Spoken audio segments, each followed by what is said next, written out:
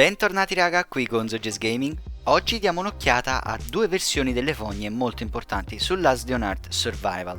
Dico due perché i piani superiori delle fogne hanno circa 5 o 6 varianti e ovviamente portarle tutte in un solo video secondo me non ha senso, per cui ho deciso di portarli in diversi video. Il tutto è contenuto nella playlist del Chopper per diventare un pro, ma puoi trovare anche altri video utili in descrizione. Comunque in questa prima parte del video vedremo la versione con il gigante impazzito e l'esplosivo, mentre nella seconda vedremo la variante con il cadavere fetido in cui ci sono le perdite di gas all'inizio della zona. Intanto come vedete abbiamo iniziato. Per ora nulla di complicato perché se ti trovi a farmare queste zone stai cercando di assemblare la barca, quindi sicuramente già sai come praticare il wall trick efficientemente. Una volta che è aperta la prima porta, stai attento a non andare nella parte iniziale del dungeon e non fare il mio stesso errore. Dall'altra parte infatti c'è un grassone che naturalmente poi aggreremo e ci verrà ad attaccare facendo tutto il giro del palazzo.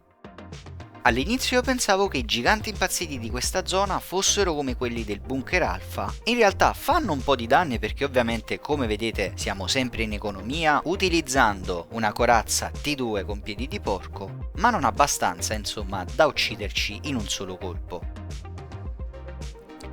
Tuttavia con noi porteremo sempre almeno una Glock di riserva. Se hai visto il video sui 7 consigli sulle fogne sai il perché. In questa versione ci tornerà molto utile per menare a terra i parassiti dello zombie esplosivo. Ricordiamo, questo zombie una volta arrivato a 50 HP esploderà, al suo posto lascerà alcuni parassiti e se questi funzionano come nella modalità difficile del bunker alfa, allora è meglio buttarli subito a terra con un'arma da fuoco perché altrimenti ci uccideranno con molta facilità.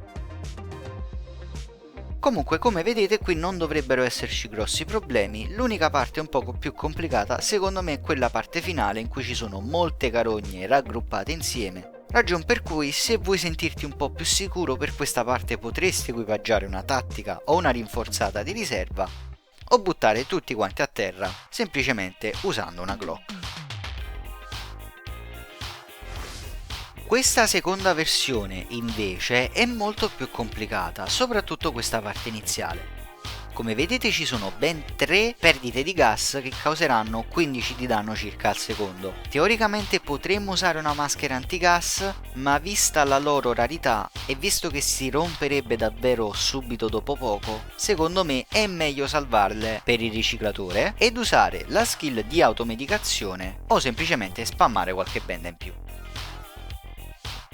Una volta che hai affrontato il primo gruppo di zombie e li hai trascinati nella parte iniziale, ti consiglio assolutamente di non camminare più attraverso questo gas perché è molto pericoloso. In questo caso il trucco è quello di aprire sempre le porte e buttarti sempre subito al lato in modo che gran parte degli zombie non potranno colpirti e muovendoti da una parte all'altra magari potresti anche attirare piano piano una carogna alla volta al di là del muro ed ucciderli singolarmente o a coppie per ridurre i danni e il rischio di morire. Le prime due porte sono appunto un po' più complicate per via del numero degli zombie e per via degli spazi molto stretti di quest'area, dopodiché ci possiamo subito muovere sul cadavere fetido. Io preferisco ucciderlo velocemente con la Glock perché la sua puzza non mi piace per niente e fa anche abbastanza male, però sta a te scegliere se vuoi usare un mix di arma da fuoco o di arma da taglio. Stessa cosa vale per l'enorme gruppo di azzannatori rapidi. In questa run ho preferito risparmiare più corazza, tirarli giù tutti quanti con la pistola, però anche qui potresti variare armi da taglio ed armi da fuoco sempre utilizzando i muri a tuo favore per evitare di prendere tutti i danni del gruppo.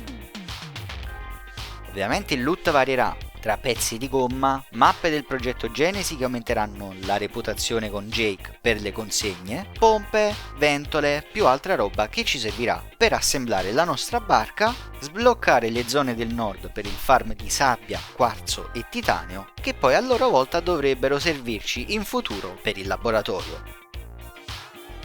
Se vuoi fare ancora più approfondimenti e ti servono ancora più consigli, visitami nei Discord in descrizione. Se vuoi ancora più video iscriviti, lascia un like, attiva la campanella e un bel commentino.